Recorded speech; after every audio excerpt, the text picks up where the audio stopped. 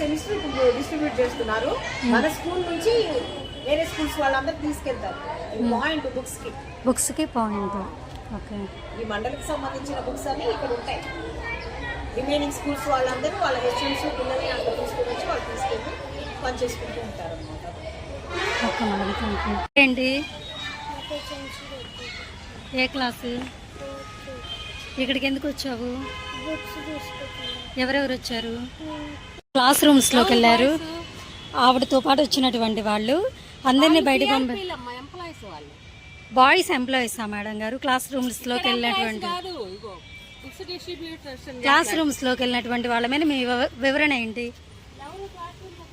Class రూమ్స్లో నుంచి madam గారు బయటికి పంపించేశారు, పరిగెత్తిపోయారు పిల్లలు. బాయ్స్ వాళ్ళెవరు? ఏ స్కూల్ వాళ్ళు? మేడం గారు ఎవరు వచ్చారు? బాయ్స్ ఇటు బుక్స్ కోసం వచ్చారమ్మా. బుక్స్ డిస్ట్రిబ్యూషన్ చేస్తున్నారు కదా ఎంఈ ఆఫీసర్. బుక్స్ కోసం వచ్చి ఉంటారు, లేకపోతే అసలు ఎంట్రన్స్ ఉండదు. ఈ గేట్ కూడా తీయం, ఈ బుక్స్ తీసుకోవడానికి తీశారు. మా మెయిన్ గేట్ అది. అటు వస్తే కనుక మేము చూసేవాళ్ళం. వీళ్ళు బుక్స్ కోసం వచ్చిన వాళ్ళు, బుక్స్ తీసుకెళ్ళడానికి వచ్చిన వాళ్ళమ్మా. అందుకని లేకపోతే అసలు ఎంట్రన్స్ ఉండదు బాయ్స్కి, పొరపాటును కూడా.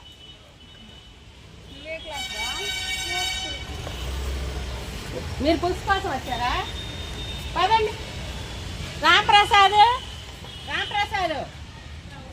బుక్స్ కోసం వచ్చిన వాళ్ళు ఇటు పంపించేయండి అమ్మా.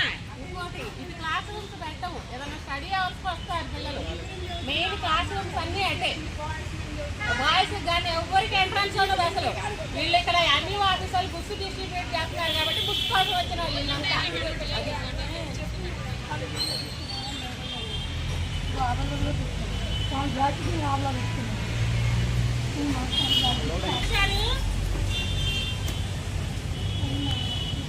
బుక్స్ కోసం వచ్చిన వాళ్ళు బుక్స్ తీసుకొని ఇటు నుంచి ఇటు పంపించేయండి. అంటే రాని మాకండి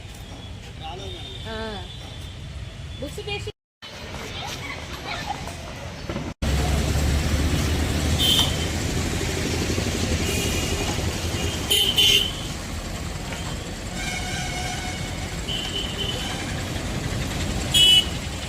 ప్రశాంతంగా జరుగుతుంది మా స్కూలు. మళ్ళీ మీరు ఏదో ఒకటి రాయి మాకండి. అక్కడ ఏమీ లేదు, ఇక్కడ ఎవరిని ఎంటర్ చేయము అసలు. వాచ్మెన్ ఎప్పుడు 24 hours గేట్ దగ్గరే ఉంటాడు. అటు గేట్ దగ్గర ఆయమ్మను కూర్చోబెడతాం. ఒక్క మగపిల్లాన్ని కానీ ఎవరిని లోపలికి రానివ్వం మేము.